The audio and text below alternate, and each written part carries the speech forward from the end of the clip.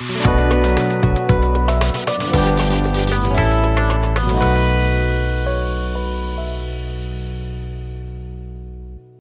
मित्रांनो, हिंदीमध्ये एक म्हण आहे, बडे मियाँ तो बडे मियाँ, छोटे मियाँ सुभान अल्लाह, किंवा बाप नंबरी बेटा 10 नंबरी.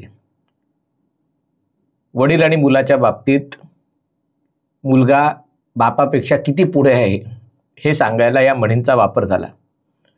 अशाच प्रकारच्या म्हणी जर नवरा बायकोच्या बाबतीत करण्यात आल्या की मियाँ नंबरी तो बेगम 10 नंबरी, तर ती म्हण सगळ्यात पहिले आव्हाड दाम्पत्याला लागू होईल. नवरा मंत्री असताना मारहाण केल्याच्या आरोपाखाली कोर्टाच्या वाऱ्या करत आहे. राजकारणाच्या पलीकडे असलेल्या मैत्रीमुळे अजूनही कोणी त्यांच्या केसाला धक्का लावू शकलेला आहे आणि कदाचित लावतील असं मला वाटत नाही. नरेंद्र मोदींना मारायला आलेल्या इशरत जहांच्या नावाने ॲम्ब्युलन्स चालवणारा नवरा आणि पत्नी तर आता थेट ओसामा बिन लादेनचं समर्थन करायला लागलेली आहे. हे सगळं केवळ मतांसाठी आहे. परवा एका सभेमध्ये ऋता आव्हाड यांचं भाषण होतं, म्हणजे त्या सभेमध्ये ते वक्तव्य आहे, त्यातला एक भाग खूप व्हायरल झाला. त्यात त्यांनी ओसामा बिन लादेन आणि भारताचे माजी राष्ट्रपती डॉक्टर APJ अब्दुल कलाम यांची तुलना केली.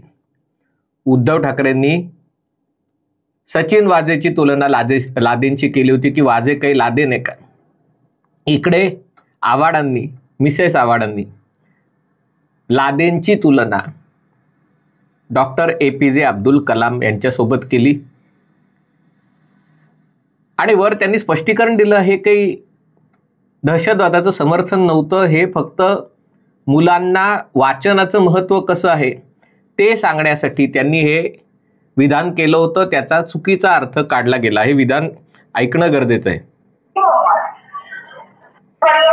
ओसामा बिन लादेन की बायोग्राफी पढ़ो, जिस तरह से APJ अब्दुल कलाम साहब बोले, उससे उसी तरीके से ओसामा बिन लादेन टेररिस्ट बना, लेकिन क्यों बना?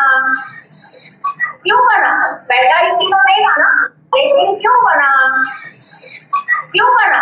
पैदा इसी को नहीं बना, वो समाज की बनाया, वो चिड़ के बना, लेकिन वो समाज की बनाया, वो चिड़ के बना, लेकिन वो समाज की बनाया, वो चिड़ के बना. ओसामा बिन लादेन हा जन्मता दहशतवादी नव्हता, पण समाजाने त्याला दहशतवादी बनवला, रागामुळे त्याला दहशतवादी बनवला, असं वक्तव्य इतक्या कॅज्युअली केलं जाणं हे बिन लादेनचं समर्थन नाही असं आता सांगितलं जात आहे. हे शिक्षणाचं महत्त्व सांगायला ही एक गोष्ट, आणि ज्यांना जी भाषा समजते त्यांना ती उदाहरणं दिली जातात, आणि त्यामुळे कदाचित आव्हाडबाईंना वाटलं असेल की मुसलमानांना बिन लादेन, आपल्या मतदारसंघात बिन लादेन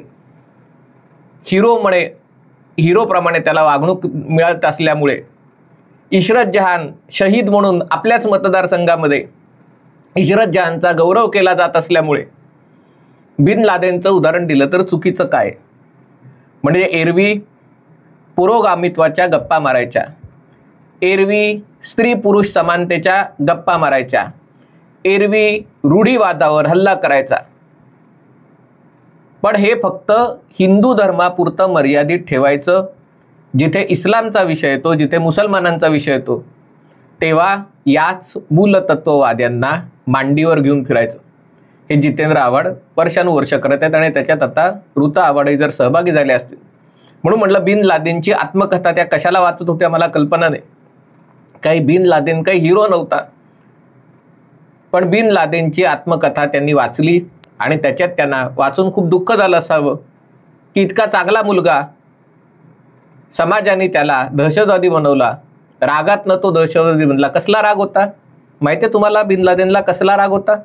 कारण बिन लादेन हा सौदीच्या एका धनाढ्य कुटुंबातला, म्हणजे सौदीमधले बरेच रस्ते, विमानतळ, इमारती सगळं बिन लादेन कुटुंबियांनी बांधलेलं आहे. त्याला राग कशाचा होता माहिती आहे? की सौदी अरेबिया ही इस्लामची पवित्र भूमी आहे. इस्लामचा जन्म या भूमीवर झाला. या भूमीवर प्रेषित मोहम्मदांचं सगळं आयुष्य गेलं आणि या भूमीवर यहुदी लोकांचे पाय लागतात. या भूमीवर ख्रिस्ती लोकांचे पाय लागतात. सौदी अरेबियातल्या अमेरिकन कंपाऊंडमध्ये, जे सौदी अरेबियामध्ये दारू हराम आहे, दारूला परवानगी नाही आहे. सौदी अरेबियामध्ये अन्य कोणत्या धर्माला परवानगी नाही आहे. मोहम्मद बिन सलमाननी बऱ्याच गोष्टी बदलल्या आहेत. मी लादेनच्या काळातल्या सौदी अरेबियाबद्दल बोलतोय की जिथे सौदी सुन्नी वहाबी पंथ हा एकमेव पंथ, बाकी कुठल्या धर्माला, बाकी कुठल्या इस्लाममधल्याही पंथाला परवानगी नाही. आणि हा समाज बहुतेक आव्हाडबाईंना आदर्श वाटतो की बाकी दुसऱ्या कोणत्या विचाराला स्थानही असता कामा नये, फक्त सुन्नी वहाबी विचारसरणी. आणि हाच बिन लादेन जगभरातल्या मुसलमानांवर अन्याय होतोय म्हणून सोव्हिएट रशियानी अफगाणिस्तानवर हल्ला केला असता तो अफगाणिस्तानला लढायला गेला पाकिस्तानच्या पाठिंब्याने आणि सौदीच्या पैशाने आणि CIA दिलेल्या ट्रेनिंगमुळे या मुजाहिदीन लोकांनी सोव्हिएट रशियाला अफगाणिस्तानमध्ये धूळ चारली आणि त्यामुळे त्यांना वाटायला लागलं की आपण आता कोणत्याही इस्लाम विरोधी शक्तीला पराभूत करू शकू. अशाच प्रकारचा प्रयत्न त्यांनी युगोस्लावियामध्येही केला. पण इराक युद्धामध्ये, म्हणजे पहिल्या आखाती युद्धामध्ये जेव्हा सद्दाम हुसेननी कुवेत बळकावला आणि सौदी अरेबियावर हल्ला केला, तेव्हा त्याची इच्छा होती की सद्दाम हुसेन विरुद्धही आपण मुजाहिदीनच्या मदतीने लढू शकू. पण सौदी राजघराण्याने या मुजाहिदीनवर विश्वास न दाखवता अमेरिकेची मदत घेतली आणि त्यामुळे अमेरिकन सैनिकांचे पाय सौदीच्या पवित्र भूमीला लागले. ती भूमी अपवित्र झाली त्यांच्या वागण्यामुळे. कारण अमेरिकन सैनिक काय खातात, अभक्ष्य अपेयपान करतात, म्हणजे इस्लामसाठी डुक्कर निषिद्ध आहे, दारू वर्ज्य आहे. पण अमेरिकन सैन्याच्या तळांवर काय चालतं ह्याच्यावर सौदी अरेबियाचं नियंत्रण नव्हतं आणि तिथे या सगळ्या गोष्टी चालतात आणि त्यामुळे इस्लामची विटंबना होते. या चिडीतनं बिन लादेननी ठरवलं की आता याच सौदी घराण्याविरुद्ध शस्त्र हाती घ्यायचं, अमेरिकेविरुद्ध शस्त्र हाती घ्यायचं. आणि या वृत्तीचं समर्थन ऋता आव्हाड करतात. त्यांनी निवडलेला मार्ग चुकीचा होता, पण ती चीड होती ती बरोबर होती. म्हणजे एका देशात इस्लामच्या पलीकडे दुसरी कुठली विचारसरणी येत असेल, इस्लामच्या शिवाय दुसऱ्या कुठल्या धर्माचे लोक येऊन राहत असतील तर त्याच्यामुळे चीड येणं स्वाभाविक आहे. आणि ती चीड लादेनला आली, पण त्यांनी निवडलेला मार्ग योग्य नव्हता, कारण त्यांनी वाचलं नाही, त्यांनी शिक्षण घेतलं नव्हतं. म्हणजे एकीकडे एका देशामध्ये मूलतत्ववादाचं कट्टर विचारसरणीचं, जिथे बायकांना पुरुषांच्या 1/4 योग्यता काय 1/8 योग्यता आहे, या सगळ्या विचारसरणीचं समर्थन करायचं आणि इथे मात्र पुरोगामित्वाच्या गप्पा मारायच्या. म्हणून म्हटलं की हे विधान होतं ना होतं. आता बायको बोलली, मग नवरा पण गप्प बसणं स्वाभाविक नाही आणि मग त्यामुळे त्यांची पण टेप आता त्यांनी आता नवीन हे केलं. अक्षय शिंदेच्या बाबतीत जितेंद्र आव्हाडांनी एक टेप प्रसिद्ध केली. अर्थातच भाईजान मधली स्टेप आहे ही, ती पण ऐकूया काय काय काय त्याच्यात संभाषण आहे ते. काय आहे ते आधी पाहूया. हेलो, अस्सलाम वालेकुम भाई. वालेकुम सलाम. अरे आपको एक व्हाट्सएप डाला था मैंने, लेकिन बाद में डर गया और उसको डिलीट मार दिया. अच्छा, क्यों? क्या है ना, वो जो अक्षय शिंदे का जो मर्डर हुआ है ना, हाँ, वो उसके पीछे मेरी गाड़ी थी. अच्छा, मेरी फट गई तो मैं बाद में फिर कुछ नहीं कर पाया. बोला आपको बोलता हूँ, फिर बाद में बोलूँ कुछ गलत मैसेज ना चला जाए, मेरे पीछे लगे होंगे. अच्छा, तो वीडियो था क्या आपके पास? नहीं, वीडियो तो नहीं था. मैं और मेरा सालाम रैली में जा रहे थे, अपने था इसके ऊपर अपने बाईपास पे, मुमरा बाईपास पे. तो वाई जंक्शन ब्रिज पे थे? हाँ, वहाँ से जा रहे थे.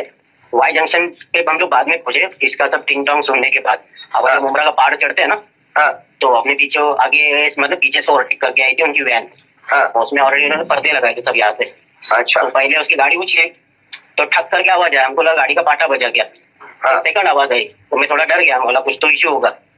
और वो पुलिस वाले ने भी गाड़ी रोकी, वो बाहर है तो दरवाजा खोला, 2 पुलिस वाले शायद कुछ उतरे, वापिस उन्होंने बंद किया और वापिस चले गए. फिर तीसरी आवाज आई अच्छा। तो हम लोग डर गए, फिर मैं ओवरटेक मार के भाग गया, वो कलवा की तरफ घुस गए। हम लोग अपने टी जंक्शन की तरफ चले गए। अच्छा। अभी आपसे भी बात करने मेरी पट रही है, ते बोलो। लक्षात घ्या, हे संभाषण जितेंद्र आव्हाडांना मिळालं. हे संभाषण अशा दोन व्यक्तींमधलं आहे की त्यातल्या एका व्यक्तीने नुसता मेसेज पाठवला, टेक्स्ट मेसेज, की या अक्षय शिंदेला ज्या गाडीतनं नेलं जात होतं त्याच्या मागे माझी गाडी होती, आणि तो मेसेजही त्यांनी भीतीने डिलीट केला.